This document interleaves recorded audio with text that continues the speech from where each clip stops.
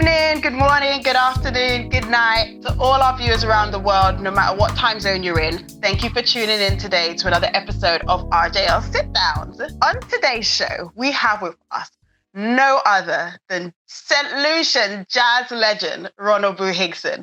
Boo, thank you so much for joining us today. Well, thanks for having me. I guess the best place to start for all our listeners and our viewers would be from the very beginning. So can you take us back to where it all started with you? I didn't find music. Music found me because my mother played the guitar and my dad played the clarinet. And so I grew up with music. And my mother taught me to play. And at some point, I got together with a few friends and some family. And we started to just learn a few songs together. And that mushroomed into a band. And we formed the True Tones. And I started to take this thing very seriously because it occurred to me that I can succeed in life doing this. I started to write my own songs very, very early. Started to record. At the time, there was not a recording studio in St Lucia, so I would have to go to Barbados, Trinidad, or Jamaica. If I may fast forward, CBS Records and Warner Brothers and so on got interested in what I was writing. And so my music got beyond the Caribbean pretty early for me. But before that, we recorded with Whirl, which is WIRL, West Indies Records Limited, and that was headquartered in Barbados. And they had ongoing deals with Warner Brothers to do marketing further afield. So I got into America. My name got into America very early with all these records that I had been doing at the time and music getting out there beyond St. Lucia. We started to get booked for tours. So we did a lot of traveling and we were even fortunate enough to be invited to do part of the Super Bowl. So we were part of the 13th Super Bowl halftime show. Just imagine. Amazing. And here I am today. Oh, gosh, what a journey. What a journey. Oh, not a bad journey at all. It's literally like out of a Hollywood movie. Like, what a dream. What a dream, I'm telling you, man. And then after I closed down the band, I went solo. I began to write a lot of stuff. And then with the democratization of information and technology became a little more accessible. I no longer had to go to Barbados, Trinidad, and Jamaica to record. I just set up my own studio in my house. And then I started to write more songs and record more songs. And since then, I've had quite a few hits that have done well for me, you know. I think I'm enjoying, my music is going through a kind of a renaissance right now because last year, I had a song that was very successful called African Queen. I got onto the Radio Guitar One charts. I got to number one. I spent 6 weeks at number one. And now I have another song called Moreover that is doing pretty good in the US. I am on heavy rotation on Sirius XM. I am on Music Choice. I'm in Tennessee. I'm getting messages from people in Tennessee who are in the track and Charlotte and I was listening to CD 101.9 and I heard a Babyface, then I heard Boo Hinkson, and then I heard Isley Brothers. So I'm in good company. You've been in, as I say, the music game for such a long time. All my life. All your life. And I mean, take away from the worldwide scene, how do you think the St. Lucian music industry has progressed or changed in the time that you've been a musician? There's been a great transformation. When I left school, I wanted to just go be a professional musician. And my mother said to me, you need to go find an 8 to 4 job so you can develop some work ethics because nobody had become a professional musician in St. Lucia before. So I was into uncharted waters. Today, there's so many people who live off music in St. Lucia. And that is because the tourism industry has grown considerably and the hotels keep musicians occupied, keep musicians working. There are musicians that I know who this is what they've been doing just doing the hotel circuit for many, many, many, many years. This is how they've bought their homes and this is how they take care of their family. So it has changed considerably from when I started. And also because of the point I made earlier on about access to technology. I mean, we have studios all over St Lucia now, so there's a proliferation of music, recorded music coming out of St Lucia now. What we do need now is more trained engineers and so on, so that the final quality of the product is comparable to anything that comes out of anywhere else in the world. I mean, we do have some product that is as good already, but I would like to see some more technical expertise developed so that there's greater consistency in the quality of the product. You know? But I think also one of the things that has helped the music in St. Lucia considerably is the Jazz Festival, because our Jazz Festival ran for about 25, 27 years or so. And so the individual in St. Lucia who was, let's say, 10 years old when this festival started, from that time he saw the best in the world, right at his doorstep. He heard the best singers, he heard the best guitarists, the best keyboard players, he heard the best sound engineers, he saw the best performers, he saw just about anybody who's a who's who. So he looked at that thing in his country and knew what he should aspire to. Yeah. Then as people got booked, there was an era when just Boo Hinkson and maybe Luther Francois and Barbara Cadet, a few, got booked for the festival. And gradually, we saw more and more St. Lucians getting booked to perform main stage. And that is because they saw this thing and they saw Boo and they saw Luther and Barbara and so on main stage, and they wanted to do it too. So I think that inspired a lot of young people to up their game, you know. So the Jazz Festival really contributed considerably to the development of the music in St. Lucia. And it certainly catapulted my career and gave me a stature that I probably wouldn't have gotten so quickly.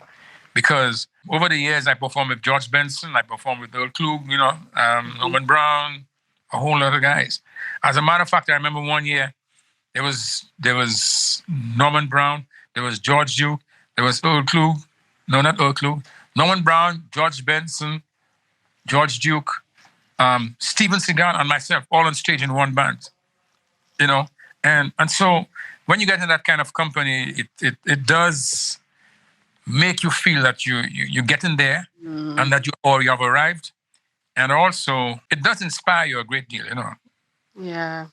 I remember when just as you mentioned Jazz Festival, I remember being a student, probably about Form 3, Form 4, and you know, the lineup coming out for Jazz Festival for that year and seeing your name as one of the headliners, as well as Barbara Cadet, and it just being like a whole conversation amongst us as pupils, like, oh my gosh, like, whoa, look, they have Lucians on, like, Lucians, we've made it. Because we were used to seeing, you know, like the foreign artists coming in and headlining. And I think that was such a key shift in the appreciation. And it did inspire a lot of young people. And also, because of the involvement of BET at the time, I know one time BET flew me to Jamaica to do an hour special for them with my whole band, and we did a thing called Jazz in the Sun. And that thing was on BT all the time, and then subsequent to that, I had a song called King of My Jungle. And that video was shot in New York. And that was on BT about 5 times a day. So that whole connection with the Jazz Festival and BET really changed my whole stature in the music industry. Because now I was on television in America with all the big names in the world. On BET. Yeah. So that created a platform for St. Lucia that we probably would not have gotten had it not been for the Jazz Festival. So saying that, what advice would you give to young, aspiring St. Lucian artists who want to get involved in the music industry, who might be struggling to get their foot through the door? Well, because a lot of my life I've spent mentoring people, the first thing I'll tell them is stay away from drugs. You don't have to do drugs to be a good performer or a good musician. And then the thing I would tell them is to practice and practice and practice and master your craft, because there's no alternative to practice. If you practice, you get good. If you don't practice, you don't get good. The other thing is that to be able to identify the people you need in your network, because a lot of this industry is driven by networking. And so if you don't have a good network, it makes life that much more difficult. And be true to to what you want to do. Be true to the art that you want to get involved in, and be committed and be disciplined. And then also, this doesn't leave you a pension, So you have to plan well. You have to plan. Yeah. And if anything, man, get involved in get some property, man. Get some property and take care of your future. Because don't waste money on nonsense. Because guess what? You get one hit and you make money and you blow it and you may never get another hit. Because a lot of people are one-hit wonders. Yeah. And so you begin to wonder, oh, shucks, what did I do with that money, man? And then you have no pension. So you really have to plan this. Your life as a musician or an artist has to be planned very, very, very carefully. And the best thing you can do is to find people who have succeeded and talk with them and dialogue with them and learn from them, because this is a tough, tough, tough business. I'm interested. I'm curious. If you weren't a musician, what would you be doing now? What do you think you'd be doing? If I were not a musician, I would be a social worker, because even now that I'm doing music and I'm very busy doing it, I still do a lot of social work. I still do a lot of mentoring. I do a lot of work in the inner cities, the marginalized and the indigent. And I'm very committed to that. Okay. So I have no doubt that I would have been a social worker. I'm sure you guys weren't expecting that. Great. Cool. I think life doesn't matter what you do. It doesn't matter what you have achieved, but life is first about humanity. That is the most important thing in life, is humanity. And so with that kind of belief, the goodwill of all of humanity is important to me. So I'm very connected to the marginalized, and I make time to go into I don't like to use the word ghetto, but I make time to go to where the people who have fallen through the social cracks. I go to them and I help. Yeah. I make my contribution, because life is first about humanity, and it's about all of us. That's amazing. That's great that you're essentially giving back, but not in the way people usually think, in terms of essentially chucking money, but it's kind of like giving back the heart to people. And that's an amazing way. Well, I think that's the only way we... That's what, man. When you just go and give a donation, that's all right. But money does not have love. Money does not express love. You can give a donation and still exploit people, You can give a donation and still exploit the people you give the donation. And you can give a donation and people still remain less than you are. So, and that's not good. That's not good enough. This is why I've made it a habit that even when I walk through town and the vagrant stops me and he wants some money or something, I always address him as sir. How are you doing, sir? Yes, sir. And if I give him some money, he says, thank you, boo. I say, okay, have a nice day, sir.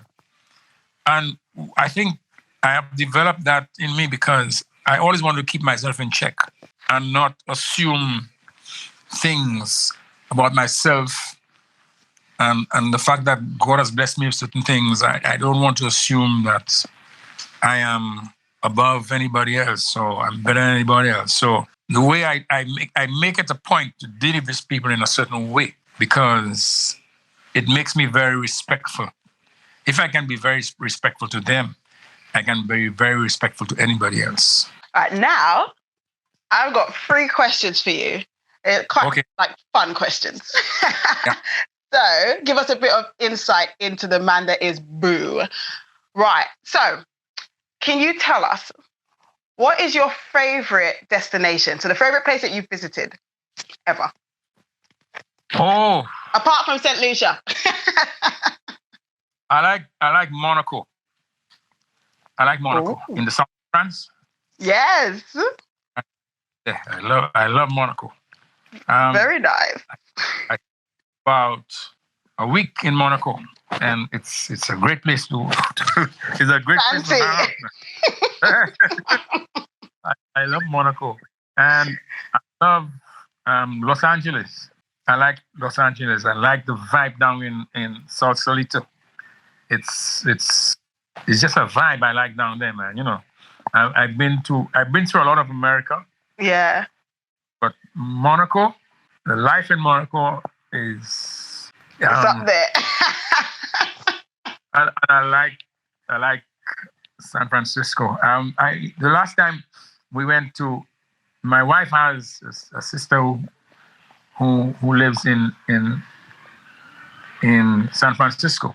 So when we went to the Grammys last time, we went down to San Francisco to spend some time, and I thoroughly enjoyed it there. It's just, it feels like a very different part of America. So I really do like it. Okay. Cool. So what is your favorite meal? My favorite meal? Well, I'll tell you what, man. I'm a bit of a boring guy to feed. Oh gosh. I don't eat any meat. I don't eat canned foods. In fact, Jerry, let me tell you, I don't drink alcohol. I don't smoke. I don't eat meat. I don't eat canned foods. I don't drink water from plastic bottles. I'm a problem. So my wife says I'm a bore. So my favorite meal is, I like to eat salads. I like to eat vegetables. I would eat some ground provisions and some rice, and it has to be fish that is very fresh. Because I don't fish from the supermarket has been on the shelf there, and the freezer. Nah. So fresh from the sea. Yeah, I consider myself very easy to feed. My wife thinks I'm a problem. So we have a debate about that, but my favorite meal would probably be some fresh fish with some rice and some ground provisions and some salad and some beans, and I like fruits. Okay. And very healthy. I eat whatever fruit is in season. Okay. And I keep away from alcohol and meat and chicken and ham and turkey and I don't eat these things. And pork, no way. Okay, cool. So you're essentially like, it would be vegetarian, wouldn't it? Or pescatarian, one of them. Whatever. But you're not fully vegan because you do the fish. Well, sometimes I'll just not eat the fish for a little while, Okay. Okay. All right, so last question. Canned foods. What was that? I do not eat canned foods. No canned foods. Okay, cool. No. You're really healthy. Okay, so last question is, what book are you currently reading? Oh, sometimes I read two at a time. I'm now reading one called The Color of Money. And you must get that book and read it. It's a good book. And it tells you about the history of the banking system and what us black, we've been through an awful lot, And unless we black people educate ourselves, we become a little too trusting for our own good. We must be civil, but we must not be overly trusting of the system, because the system is not geared towards us. There's no deliberate effort by the system to become equal, so to speak. And so I read for information. I read to arm myself with information. So I know how to guard myself. And it makes me very aware, so to speak. So I read to gather knowledge. Before that, I read Winners Take All. Yeah. That book, that's a very good book, Winners Take All. That's one of them I really enjoyed reading. And then Naomi Klein, The Shock Doctrine. Yeah, I read that kind of stuff. I read to gather information, to arm myself. Because the last thing I want is for people to be talking to me and think they're dealing with a stupid musician. I resent it. So I know what you mean. I arm myself with information, and then so sometimes people come to talk to me and they talk as though, let's just talk music. All he knows is music, and I just let them talk. Once they do that, they slip up. And and I'm armed with the ability to stop them in their tracks. Because people have a tendency to talk to you with preconceived ideas about you, and I deal with that very tactfully. That's good. I will learn from you. In the back whispering aggressive. And that's not true. I just have a way of dealing with people who just talk to me with preconceived ideas about me, People have a way, they think musicians are stupid people and want to talk nonsense to you, And, maybe I exercise a zero tolerance with it, Yeah, but sometimes it's good to equip yourself with the right tools, despite what situation you find yourself in, isn't it? Absolutely. I just don't want to be a one-dimensional person who just knows music and that's it. I'm very into happiness that happens in the world, It is just good sort of information, period. Yeah. It is good as a Black person, because if you don't, you might contribute to our history repeating itself, and that must not happen. There's a lot you don't want to read. It must never happen again. Never, never, never. It must never happen. And if you're not educated, and if you don't read, if you don't arm yourself with information, and you walk away from your history, and if you walk away from it, you will eventually walk into it again. So, Boo, I'm sure our viewers and listeners are eager to know, because I know I am, is there any more new music coming out? There is. Actually, I have a whole CD finished. I have 14 songs recorded.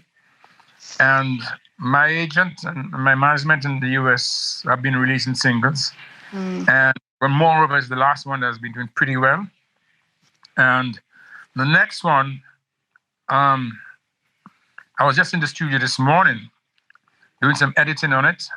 And I've spoken to a friend of mine called Eric Darius. If you look him up, awesome. You want to look up Eric playing If I Ain't Got You from Alicia Keys. So collaborate on my next single. And so you should look out for it, man. It's going to be called Blue Light. Look out for Blue Light. It's going to be awesome. Trust me. But I will look out for it. You guys look out for it. You heard it here. You heard it on RJL. Tell them again, Boo. Radio first.